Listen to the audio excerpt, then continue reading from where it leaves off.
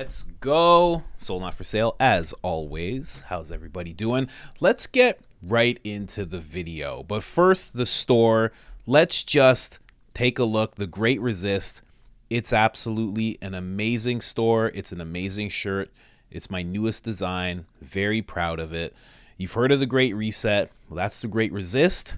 Every single purchase helps us so much, and to everybody who's purchased something, you're greatly appreciated. Now, I want to ask you something really quick. Let's get off of this. What do you think? What is Kevin O'Leary? This is Kevin O'Leary here. Andrew Schultz, Joe Rogan, and Jordan Peterson all have in common? Well, the answer to that would be they don't like Justin Trudeau. Throw me in there too. Throw a good part of Canada in there as well. I would say like 70% of Canada, but you know, media has their way of making things look different. Making those small majorities or small minorities seem like majorities, that kind of thing that they do. But these guys have some things to say about Justin Trudeau, and I agree with each and every single one of these things that they say. The gentleman needs to be taken out of office as soon as possible by, legal means. Elections, needs to be voted out, I should say, to correct my language. Don't want anything to happen to me since he is, part of that family. You know what family I mean, right? Let's get into the video.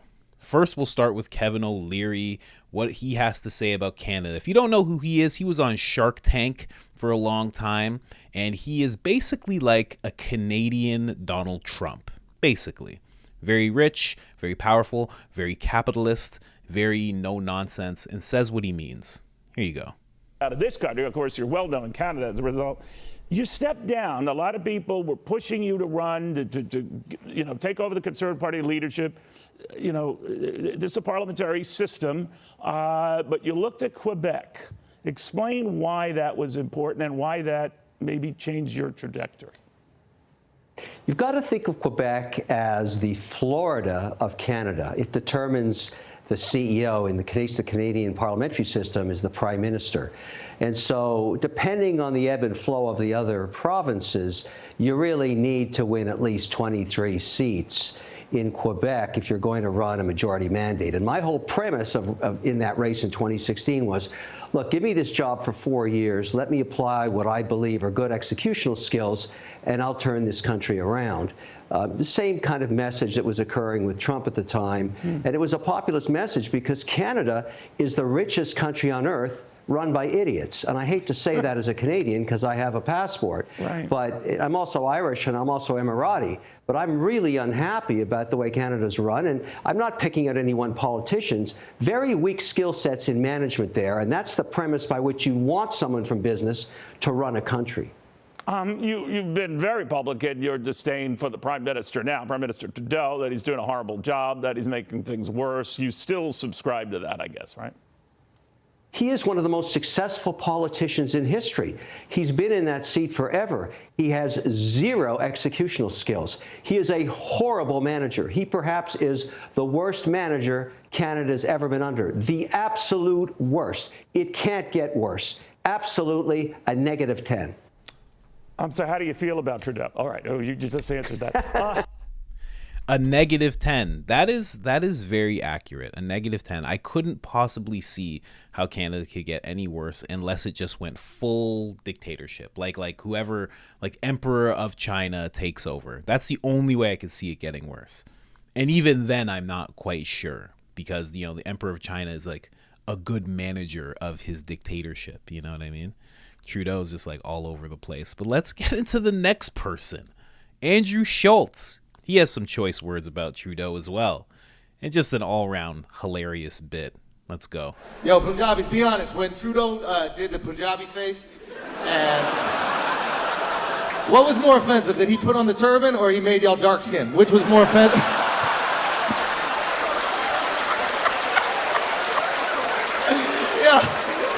There's a bunch of Punjabis in the group chat like, yo, how the fuck you gonna make us Sri Lankan, bro? This is crazy, yo. We're from the north of India. We're fair-skinned. We light-skinned Indians over here. Get it right, Trudeau. You want this guy Trudeau? Shut the fuck up, this guy. Does anybody, I mean, honest, does anybody like him? Nobody likes him, right? I know, that's funny. Scared of some truckers. You saw that shit. Oh, I have COVID. I can't come out. You fucking pussy, dude. What a fucking pussy. Dude, what a pussy. His dad would be so embarrassed, dude. Because Fidel Castro was all about protest and... Yo. You know what I gotta say? It's been really nice to watch Toronto. The Fidel Castro joke, And, it's very hard to tell if it's a joke. We all have to say that it's a joke because we don't actually know, but gosh darn do they look similar. Very, very similar. Let me just go over here. Let me just go real quick. Trudeau, Castro, side by side. I'm definitely not saying that they are. They just look similar. They just look like similar dudes. Can't find the one where, oh yeah, there it is. Jeez. Like, this is very similar. Switch over here for you guys. That's very similar. To do a side by side. And that's your face. This is you can't even tell which one's which. You know what I mean? I'm just saying. Let's move on. Next video. Joe Rogan now. Hilarious. Really? Yep. Canada is communist. Canada's crazy. They're fucked. They got to get rid of that guy. How much time does he have? I feel like he's been prime minister for a while. Am I wrong? I don't know. I don't know how their system works up there. I have zero understanding of their system. Yeah. I never looked into it at all. I liked him. I liked him before the pandemic. Trudeau? Yeah. Yeah. I was like, he's a handsome guy. Yeah. Seems sweet. Yeah. It's like good looking guy, confident, good talker. Yeah. And then during the pandemic, I'm like, oh, you're a fucking dictator. Yeah. Oh, you don't like criticism. You're trying to shut down criticism by saying that all your critics are misogynists and racists. Yeah. You hear he said that about the trucking people, the truckers? He called them all misogynists and racists. Oof. Yeah, he's gross. He's a sketchy guy. Yeah. And he's got some fucking shaky deals. I would like to see where the money is coming from. Like, why do you want everybody to get injected every 4 months? They don't need that anymore. Like, what are we doing? What are you doing? You can't even get into Canada unless you're vaccinated. Can't get in? No. Make sure that's true. Because someone just told me, Whitney just told me, she had to show her fucking vaccination card to get into Canada. That seems... It's a little... Like it adds up further. It's old. Yeah. It's 2022. It's not 2019. You know where it still feels... Because I think things sway there so aggressively when something happens. The key point of what Joe Rogan just said is he's gross. That's the key point that I think most Canadians want the world to know, is that he's gross. Absolutely ridiculous. And you know what? I feel the exact same way. I liked them. I was like, wow, we get our own Barack Obama. This guy is young. He has cool hair. I'm like, how old? I'm like, is this guy even 40 yet? I'm like, this is cool. This is going to be great. I'm like, for sure, this guy is fantastic. But no, was not fantastic. Was not fantastic at all. Completely terrible, in fact. All right, who's next here? Oh, Mr. Jordan Peterson. Dr. Jordan Peterson, that is. And he has the best things to say about Trudeau. Because he's really looked into this gentleman. Jordan Peterson is from Ontario, Canada. I believe he even still resides in Toronto, which for those of you who don't know is like very close to Buffalo. He's been looking into this gentleman for quite some time. And I like to think of Jordan Peterson as like the Jon Snow of Canada. It seems like he should be in that position of leadership, but for some reason is not. Has chosen to start the ARC instead. I guess that could be a more powerful tool for all of North America. But he just seems like he should just step into the running. I think he'd win. I really do. I think he'd win with younger people, working class men. I think he would work with older people.